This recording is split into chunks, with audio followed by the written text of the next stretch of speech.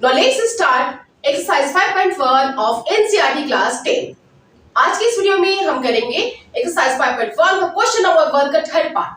So let's see बच्चों what the question says. Question क्या कहता है? क्वेश्चन से that in which of the following situation the list of number involves make an arithmetic progression. ठीक, third part हम कर रहे हैं, सेम है. क्वेश्चन कह रहे हैं कि ये जो लिस्ट ऑफ नंबर, ये जो सिचुएशंस गिवन है, ठीक, और द लिस्ट ऑफ नंबर जो हमारी सिचुएशंस के अकॉर्डिंग बनेंगे, ओके, क्या ये अरिथमेटिक प्रोग्रेशन बनाती है? If yes then why, if not then why. अगर हाँ तो रीजन दे, नहीं है तो भी रीजन दे. बच्चों बहुत सिंपल है. क्वेश्चन ये है, थर्ड पार्ट का क्वेश्चन कहता है the cost of digging a well means find the cost of digging a well after meter of digging, after every meter of digging, where it costs rupees 150 for the first meter and rises by rupees 50 for each subsequent meters. Question कहते हैं, question को ध्यान से समझे. First kilometre को अगर कोई हमें खुदाई करनी है, ओके, खुदाई करने की फर्स्ट किलोमीटर अगर हम डिगिंग करते हैं तो उसकी 1 रुपीज कॉस्ट आती है. उसके बाद सब्सिक्वेंटली पर किलोमीटर कॉस्ट 50 रुपीज की दर से बढ़ती जाती है, राइट. तो हमें बतानी है कि क्या ये लिस्ट ऑफ नंबर एपी है. Let's see. बच्चों गिवन क्या है? Cost of digging first kilometre, the cost of digging first kilometre, the cost of digging खुदाई, ओके, फर्स्ट किलोमीटर खुदाई करने का कॉस्ट क्या है? First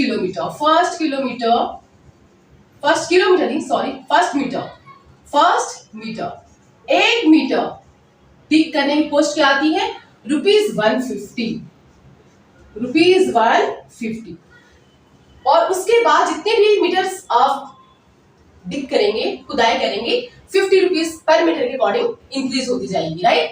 so the cost of digging second kilometre, the cost of digging second kilometre नहीं बच्चों, metre है. Kilometre तो डिग करना बहुत इम्पॉसिबल है, राइट. पॉसिबल है बट इतने फास्ट हम नहीं कर सकते. 1 kilometre 2 kilometre, right. So the cost of digging second metre is what? पहले से हमारी 150 रुपीज थी, प्लस हमने इसमें और 50 ऐड कर दिए. कितने हो गए? Rupees 200. Got it? Now similarly the cost of digging third meter, the cost of digging third meter को डिग करने में कितने पैसे लग जाएंगे? 2 मीटर के 200 रुपीज. अगर हमें 300 करने हैं तो 50 रुपीज और ऐड करना होगा. पर किलोमीटर पर मीटर 50 रुपीज इंक्रीज हो रहे हैं, राइट. सो 250 रुपीज 250. 3 मीटर को डिग करने में 250 रुपीज लगेंगे. अब हमें देखने हैं कि क्या ये मींस ये लिस्ट ऑफ नंबर्स के जो कॉमन डिफरेंस है सेम है. अगर कॉमन डिफरेंस सेम होगा तभी हम कह सकते हैं हाँ यह एपी है, otherwise no. So let's find out the common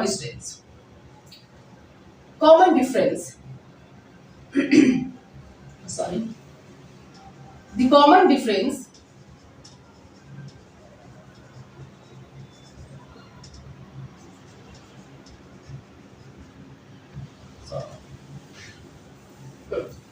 तो सबसे पहले हम वो लिस्ट हमारे हो गए 150. हाँ, सो लिस्ट ऑफ नंबर हम पहले लिख लेते हैं, रिटन कर लेते हैं. So the numbers formed are 150, first को 150, then 200, then 250, so on, right. अब हम फाइंड आउट करेंगे क्या इन जो लिस्ट ऑफ नंबर है इनके बीच का डिफरेंस, कॉमन डिफरेंस सेम है. अगर सेम होगा then yes it will form AP. So the common difference equals to what? क्या करते हैं? कंसेक्यूटिव नंबर के बीच में हम डिफरेंस फाइंड आउट करते हैं, राइट. a2 - a1, ये a1 है, a2 है, a3, a4, so on. Okay, so a2 - a1, a3 - a2, a3 - a2, right. So let's C. a2 - a1 कितनी है? 200 - 150 कितना आता है? ₹50. 200 रुपीज 200 में से 150 माइनस करेंगे, what will come ₹50. Similarly A3 minus A1, what is A3? 250. So rupees 250 में से हम माइनस करेंगे कितने? 200, क्योंकि A3 में से A2 माइनस करने. A3 कितनी है हमारी? 250, A2 200. 250 में से 200 माइनस करेंगे, व्हाट विल कम? ₹50. यस, हमने देखा यहाँ पे कॉमन डिफरेंस सबकी सेम है, ₹50, ₹50. Hence it forms an AP. Hence it forms an AP, arithmetic progression. Got it? Clear है? Very simple. Now let's see the fourth part. बच्चों, now let's see the fourth part of exercise 5.1, question number 1. Question number 1 का fourth part हम करेंगे. The amount of money in the account every year when ₹10,000 is deposited by compound interest 8% per annum. Okay? You know what? 8% per annum की दर से अगर हम 10,000 rupees अपने account में deposit करते हैं, okay, so what type of list of numbers we will get, किस तरह के लिस्ट ऑफ नंबर हमें मिलते जाएंगे. तो जस्ट लुक, क्या बहुत सिंपल है यहाँ पे बच्चों. हम क्या करेंगे, सिंपली सॉल्यूशन रिटर्न करेंगे.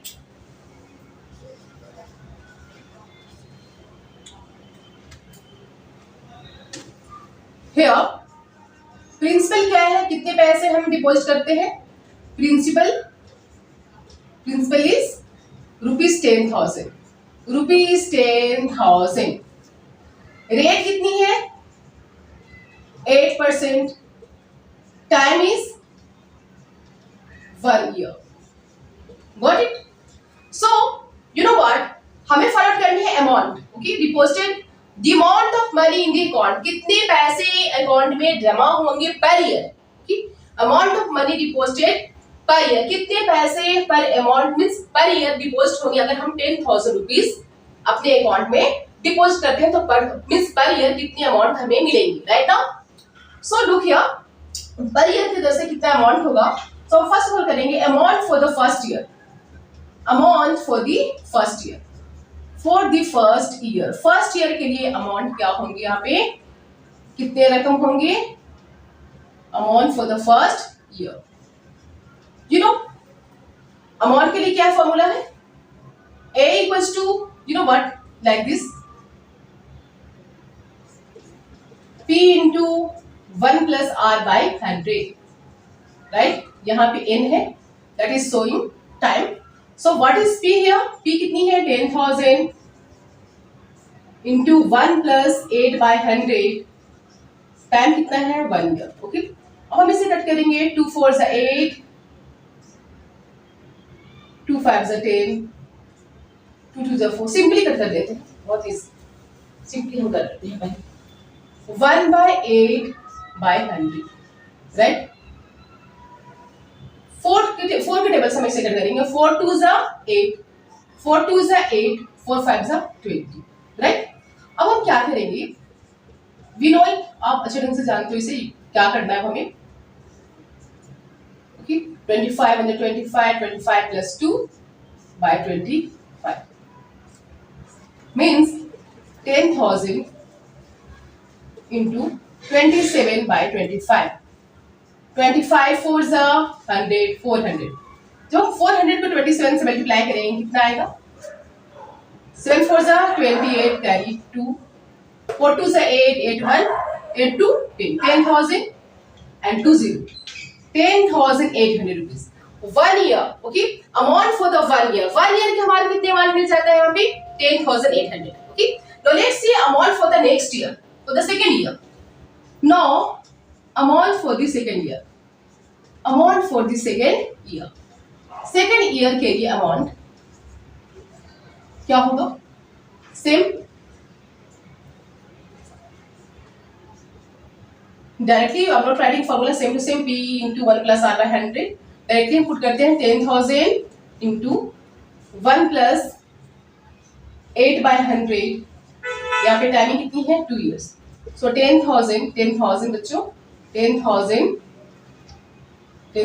है इंटू, कट करने पे हमारा सेम आएगा. 4 2 is 8, 25, ये 25 है, मीन्स 27 बाई 25 कितने टाइम्स है? 2 टाइम्स, 27 बाई 25। अगर हम इसे टोटल कैलकुलेट करेंगे कट कर कर, तो हमारा आंसर क्या आएगा? हमारा आंसर आ जाएगा 25 4 जा 100, 00, 25 1 जा 25, 5 5 जा, हाँ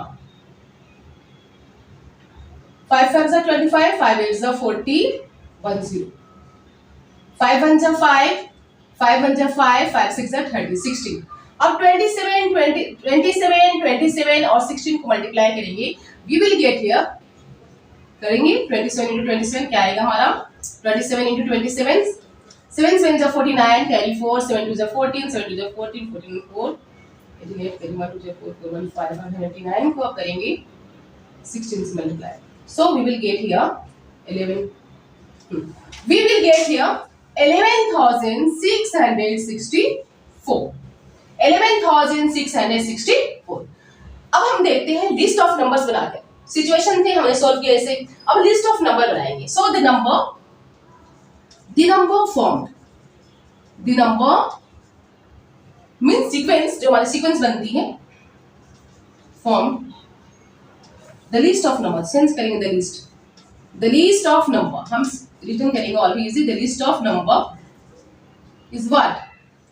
फर्स्ट वन 10,000, पहली सिचुएशन में कितना है? 10,000, नेक्स्ट सिचुएशन में 10,800, नेक्स्ट सिचुएशन में कितनी आती है? 11,664, so on, राइट? ये हमारी लिस्ट ऑफ नंबर है, राइट? अब हम देखेंगे कॉमन डिफरेंस फाइंड आउट करके, क्या ये एपी बनाती है और not? Okay, does it form AP और नॉट? तो हम कॉमन डिफरेंस फाइंड आउट करेंगे। डिफरेंस आपको बताइए, a2 - 7 करेंगे, सो कॉमन डिफरेंस क्या फाइंड करेंगे? ऐसे कॉमन डिफरेंस फाइंड आउट करते हैं बच्चों, a2 - 7, ओके, डायरेक्टली कर लेते हैं 10,000 a2 - 7, a2 - a1 equals to what? 10,800 में से माइनस करेंगे 10,000, so what we will get, कितना आएगा? हमें यहाँ पे कितना मिल जाएगा?